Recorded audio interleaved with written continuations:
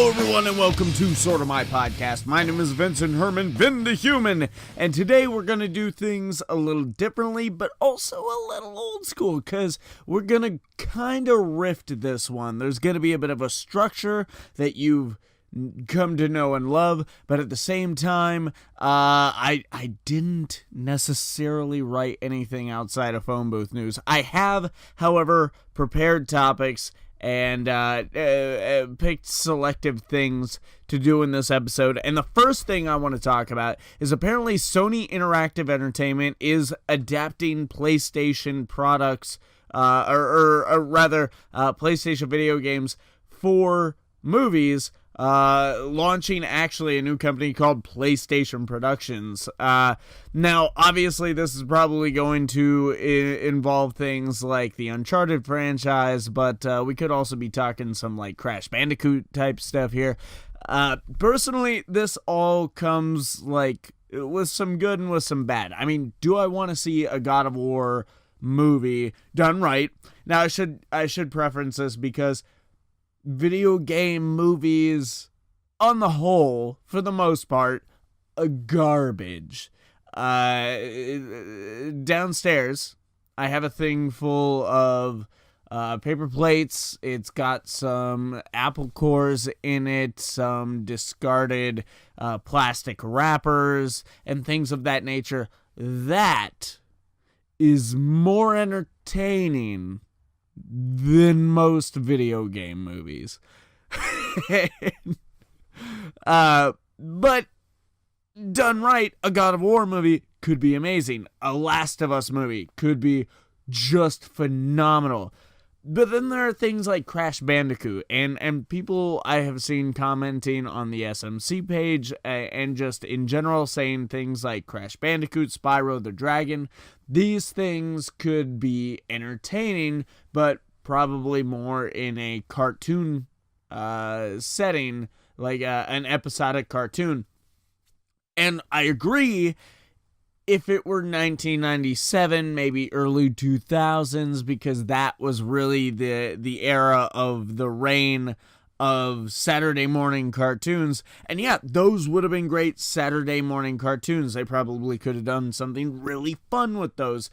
Sonic the Hedgehog, which has been like a big part of the media news lately, that was a really fun Saturday cartoon. Excuse me, I had to burp there. I wonder why.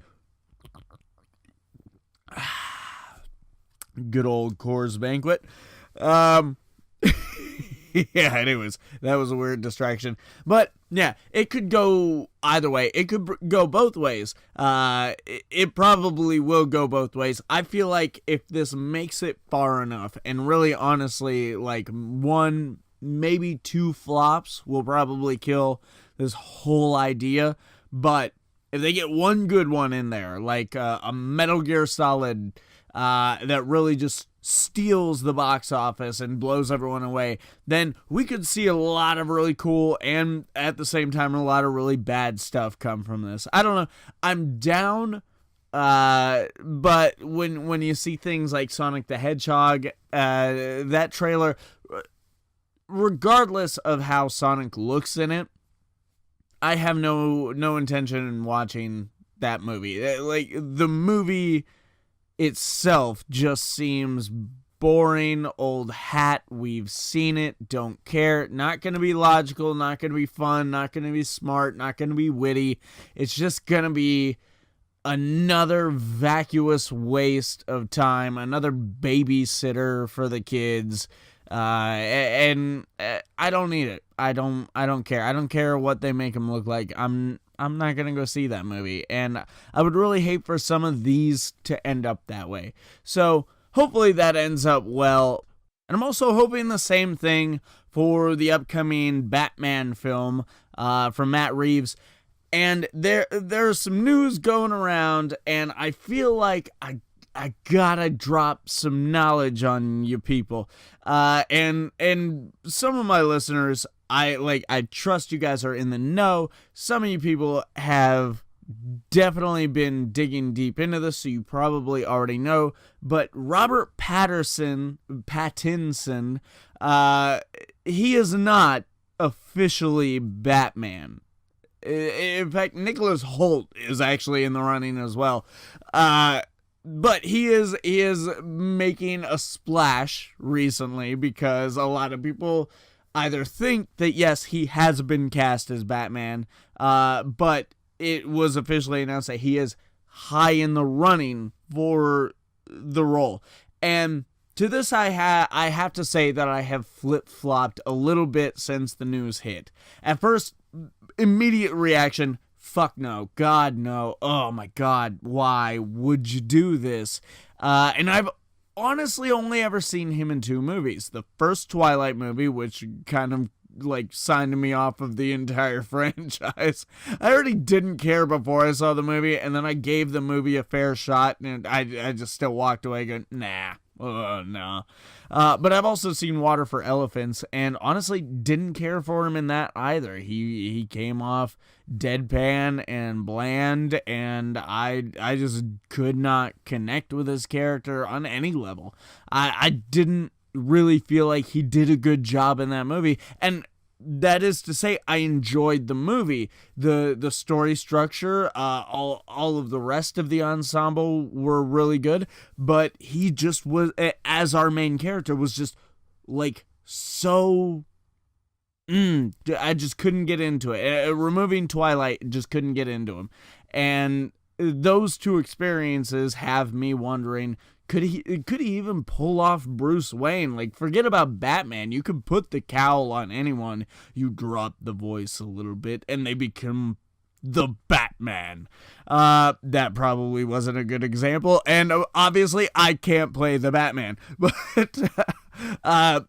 anyways, I'm just saying, like, and you could put a padded suit on him if he's too skinny, although I have seen pictures of him from other movies where he does look appropriately weighted for the role, and from what I understand, he is a tall guy, so that's a clinch there.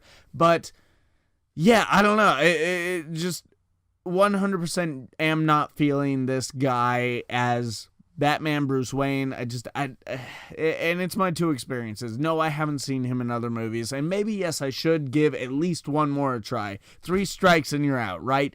But just from where I'm standing right now, you have people like John Hamm interested. Do John Hamm. John Hamm would be a good Batman. He can carry dramatic roles. He can carry comedic roles. He's handsome. He's charming. He's funny. Just put John Hamm in the goddamn costume already. It's not that hard. But, you know, it is what it is. They're going to go whatever the route they're going to go. It's Batman, so I'm going to go see it. If they put George Clooney in the costume again, I'd probably go see it still.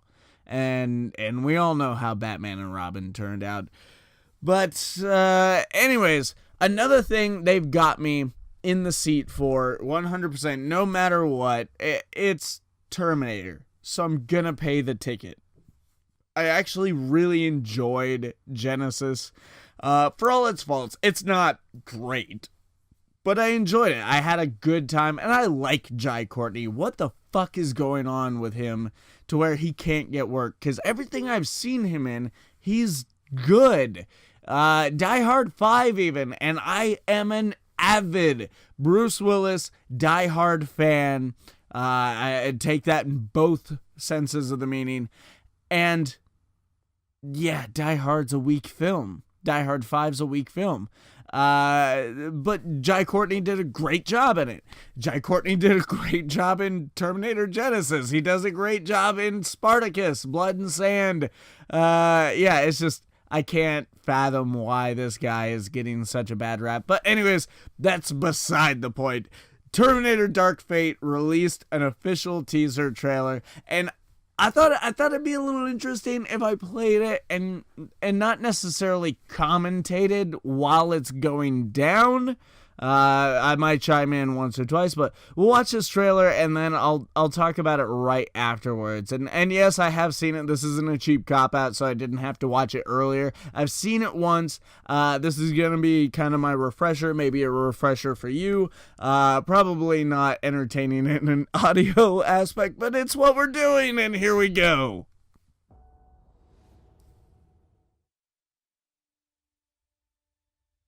2 days ago, I had this nice, simple life.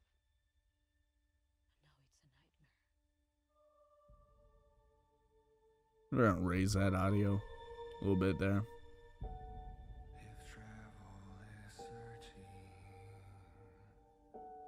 and home has been found, Now, this chick right here, okay, I'll talk about her in a minute.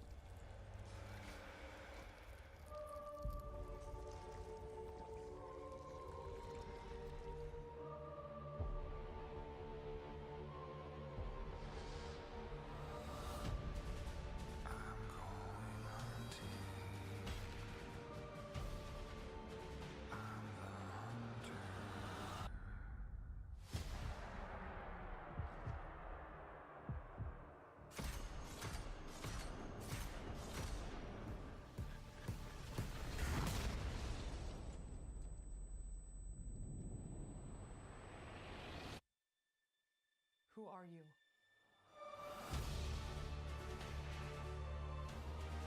My name is Sarah Connor. Never seen one like you before. Almost human.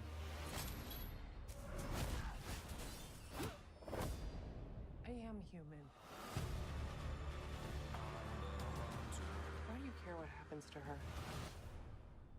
Because I was her.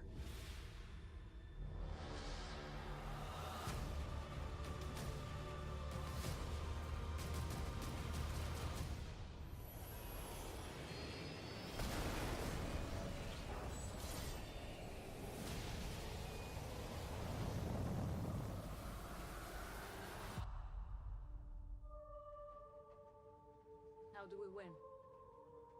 We win by keeping you alive.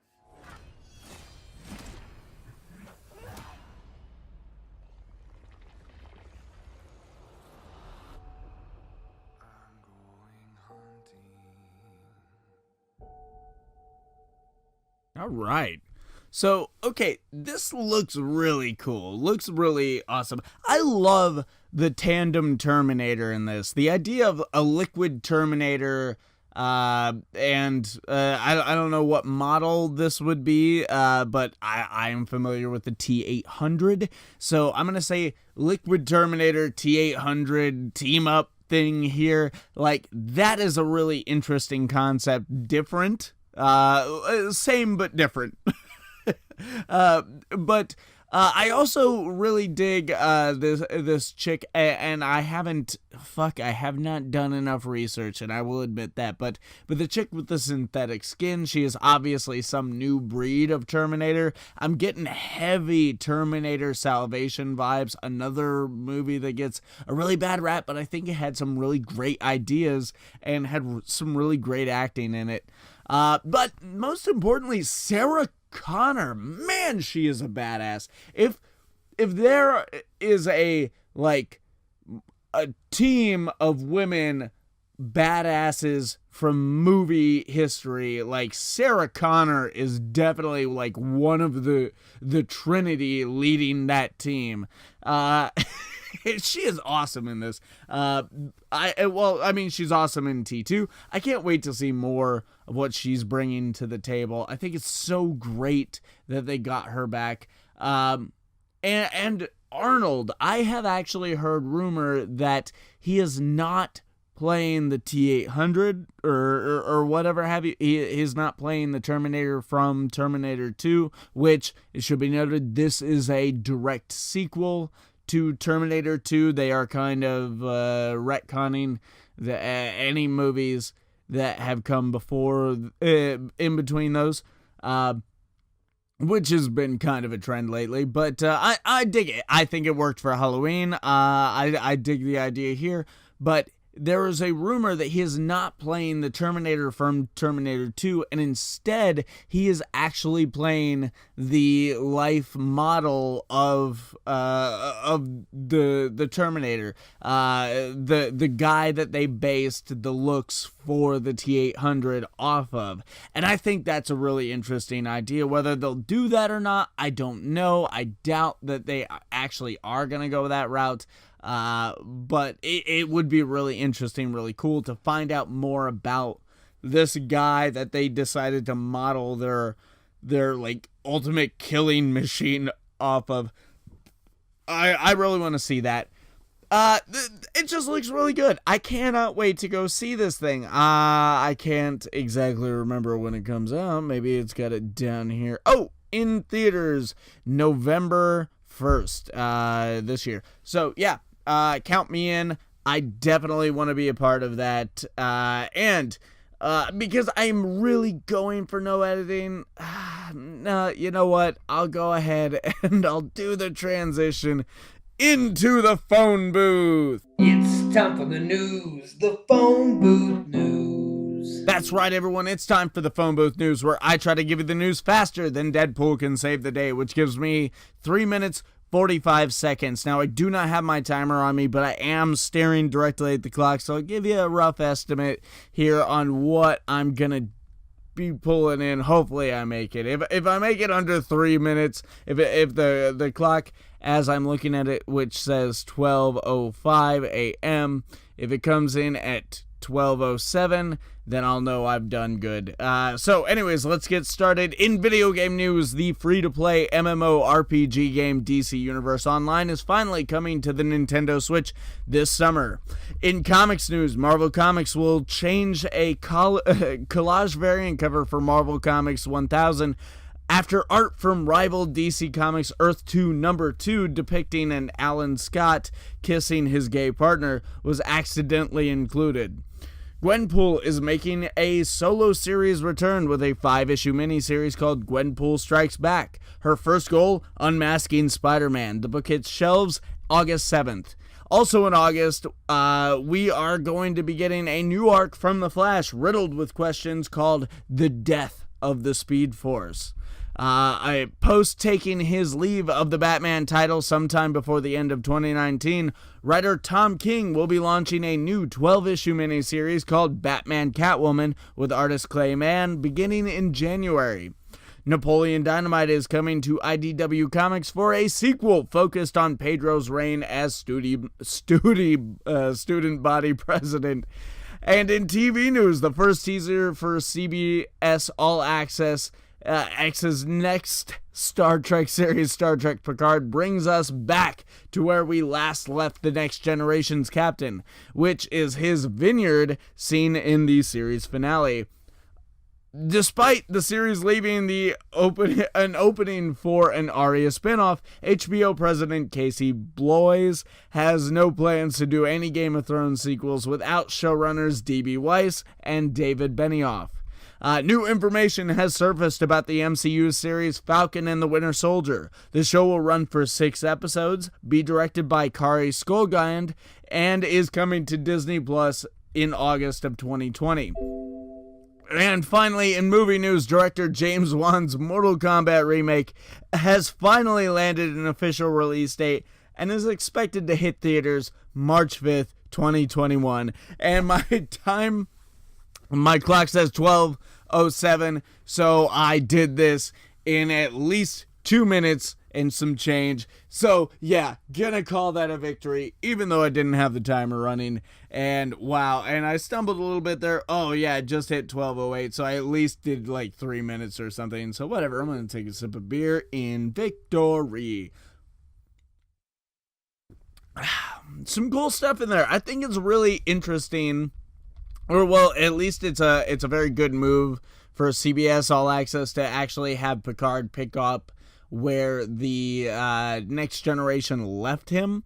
And it's a great way to start out their series. Great for fans as well. So that's a good call. I don't get Napoleon Dynamite, and I really don't get them not giving Arya a spin-off show. I get it. D.B. Weiss and David Benioff are going to go do Star Wars, and yeah, they probably need a break. But damn, guys, you left that so open, and you are leaving money on the table. You don't necessarily have to have those two guys to produce a good product with Arya. Like, come on, fuck, just do a little shopping around, Jesus. 'Cause I want to see that. Damn. Also, really excited Gwenpool is coming back to comics. I really enjoyed that first run of hers, and people seem to be really taken aback by, like, yeah, she can't unmask Spider-Man. Get the fuck over yourselves. Like, come on, read Gwenpool and then tell me that chick wouldn't, aim for that. Anyways, yeah, some cool stuff there, but I think it's time that we got caught up. Guys, this is the part of the show where I catch you up on what I've been reading, watching, listening to, whatever is going on with me. First of all, want to say super pumped after finishing the Arrowverse seasons this round. Man, just the foreshadowing from Arrow, the fact that the legends are going to be involved and you're going to get to see Constantine interact with all of these other people. I mean, removing Crisis on Infinite Earths, which was teased at the end of every season's finale. Just the season of Supergirl and the season finale was really good in general. Yeah, just a lot of good stuff across the board there. Cannot wait for the big crossover event, Crisis on Infinite Earths, and it definitely laid the groundwork for that. Yeah, so pumped. So excited for that. Vin and I have been continuing our Karate Kid franchise marathon. We are now in season 2 of Cobra Kai, and man, it has just been so fun revisiting that show. I love it. And best of all, he's loving it. He is really digging this franchise, which is just a great treat for me because I was worried. You really have to connect with those other films, at least the first 3 films, to really connect with Cobra Kai and enjoy that show for all of its juicy elements. And now that it isn't a good show, standoff. Really, honestly, I think you could pick up that show without having seen the other movies and still find a lot of enjoyment in the interactions with the characters. And there's enough fill-in to let you know, like, oh, this is why these guys hate each other and so on and so forth. But the fact that he full-on embraced this franchise from the first film on and excitedly jumped into every movie and it got swept away with Cobra Kai, that just means a lot to me. I don't know, like, more these days than ever, it is so easy for kids to say, oh, that's old, I don't give a shit about it. And for him to see something old and go like, I love this, I don't just give a shit, I love this, really, really cool for me. Really, really proud. But I also saw Aladdin in theaters. Still got Detective Pikachu on the docket. That is the next thing I intend on seeing. Gonna go see some Brightburn, and of course we're gonna catch Godzilla, King of the Monsters. But in the meantime, I saw Aladdin, and really, it's good. It's fun. I had a good time. It's not really a headache. And the worst thing about the movie is Jafar and Iago. They, like, in the original cartoon, they have such a good, delicious, evil camaraderie that just it's palpably fun and entertaining. In this, he's mousy, he's weedy, he's whiny, and Iago is a parrot that I guess is smarter than other parrots because he can commentate on the situation, but he's not doing it the way Iago would talk. about the situation. He's like, oh, that's a bad move. That's a bad move.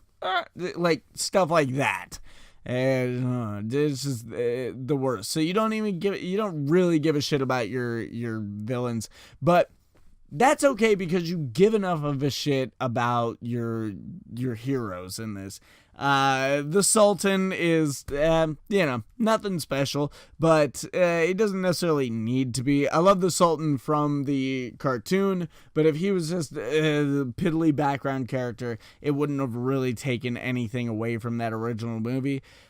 Jasmine, fuck, she shines. The guy playing Aladdin, he is on point. He is great. And their chemistry is just amazing, especially during the whole new world sequence. And you know what? Like, I should have said spoilers, but I didn't, because you should have seen Aladdin by now. You should already know Aladdin by now. And I'm sorry if you don't. And I get it. It's possible. But you should have seen Aladdin by now. And, that whole New World sequence, wow, visually spectacular in live action. I love it as much as I love the original, and that's saying a lot, because Aladdin is one of my favorite Disney films of all time. And this one updates itself a little bit, especially in the way of Jasmine being a much stronger character. Not that she was a pushover so much in the original, but because she had some moxie to her, but in this one she is definitely a stronger female character, and I appreciate that. What I don't appreciate are the 2 songs that they gave her, the 2 new songs. Not that she doesn't deserve 2 new songs, it's just they didn't write them to be like the other songs. And I don't mean they need to be derivative, but they at least need to fit the musical scheme of things. And they are so blatantly written in 2019. Like, you definitely feel like, oh, those other songs were written in the 90s. This is 2019. So, yeah, I like, and they're not bad songs. And wow, she is such an amazing singer. I really should have pulled up the IMDb. That would have been a great preparation tool here. But, the actress playing Jasmine is a phenomenal singer. And even better so than Aladdin, but he does a really good job too. Now, that brings us to the big blue not so elephant in the room, Will Smith.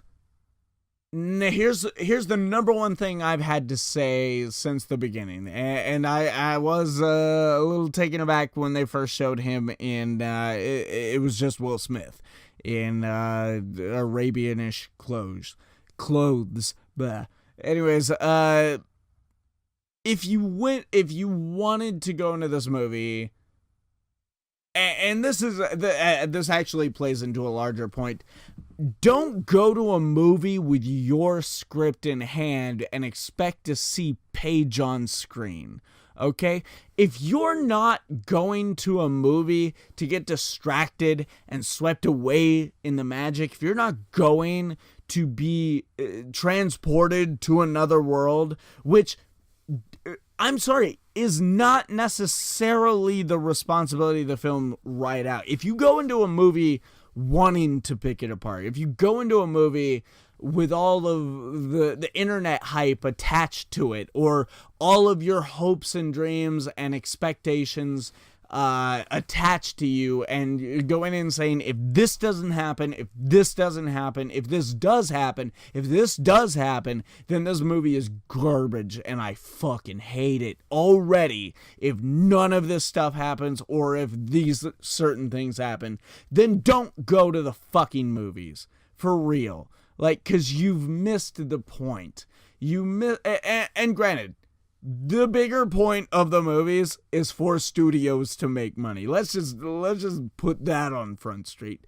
But at the same time, movies got their popularity because they took audiences away from the mundane, everyday occurrences of their lives. They went to be transported to fantastical places and interesting scenarios that they wouldn't experience in their everyday lives. And for at least an hour to 3 hours, could be away from it all, could get away from it all and go experience these other worlds. So if you're not going to the movies to do that, or at least taking kids just to appease your children, then you're doing the fucking movies wrong. Or I guess making out with your girlfriend in the back of the theater. That's a thing too. That is also a qualifier, I guess. And even, I don't know, even as I get older, I'm like, no, fuck those kids. There are plenty places to make out. I came to see a movie. So, yeah, you really got to give yourself to the movie. And if you can't hang with it after that, if you've done that, and the movie still loses you, that's fine. That's fair. Movies can be bad. I'm not saying you have to love everything you go and see, but at least give it a fucking shot.